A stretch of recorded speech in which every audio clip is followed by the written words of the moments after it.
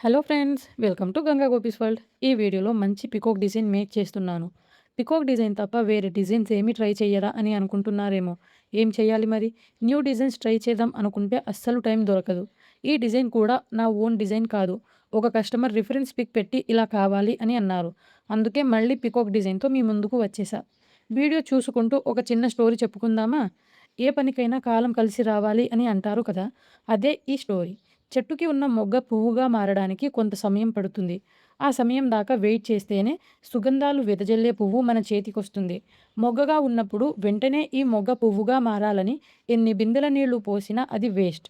అలాగే కొన్ని కార్యాలు నెరవేరాలంటే కొంతకాలం ఓపిక పట్టాలి. కాలం కలిసి వచ్చే వరకు ఆగాలి. అప్పుడే అనుకున్న కార్యాలు ఆశించినట్లుగా జరుగుతాయి.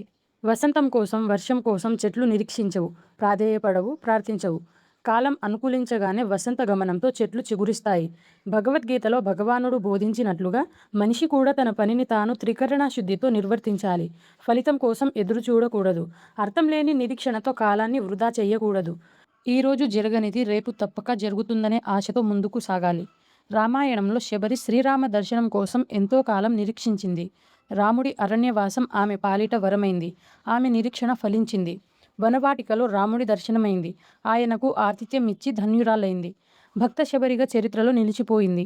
కాలం కలిసి రానప్పుడు, కఠినమైన పరిస్థితులు ఎదురైనప్పుడు కొందరు నిరాశపడి బాధతో కుంగిపోతూ ఉంటారు. ఆ పరిస్థితుల్లో మనిషి ఆశ్రయించవలసింది ఆశావాదాన్ని. ప్రతికూల పరిస్థితులు తీవ్రంగా ఉన్నప్పుడు వాటి నుండి బయటపడటానికి పరిష్కార మార్గాలు ఆలోచించాలి. జీవితం మీద విరక్తి పెంచుకోకూడదు. లంకలో సీత కోసం వెతుకుతూ హనుమంతుడు కూడా ఒక దశలో విసిగిపోయాడు. దేహ త్యాగానికి కూడా సిద్ధపడ్డాడు. ఆ క్షణంలోనే సీతమ్మ కంటపడుతుందన్న ఆశ ఆయన గుండెల్లో చిగురించింది. చచ్చి సాధించడమేమీ లేదు.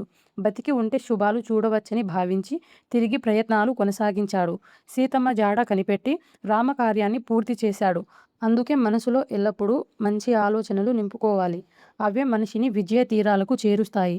కాలం కలిసి రానప్పుడు, సంకట పరిస్థితులు ఒక్కసారిగా చుట్టుముట్టినప్పుడు వాటి నుండి తప్పించుకునే ప్రయత్నాలు చేయకుండా కొందరు ఇతరులపై నిందలు మోపుతూ ఉంటారు. నిజానికి ఏదైనా బాగా కష్టపడితేనే లభిస్తుంది.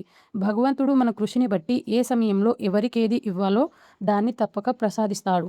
అందుకే ప్రతి మనిషి భగవంతుడితో అనుసంధానం ఏర్పరుచుకొని నిరంతర సాధనతో ముందుకు సాగితే విజయం మేళతాళాలతో వచ్చి చేరుతుంది. ఏమన్నా తప్పుగా మాట్లాడితే క్షమించండి.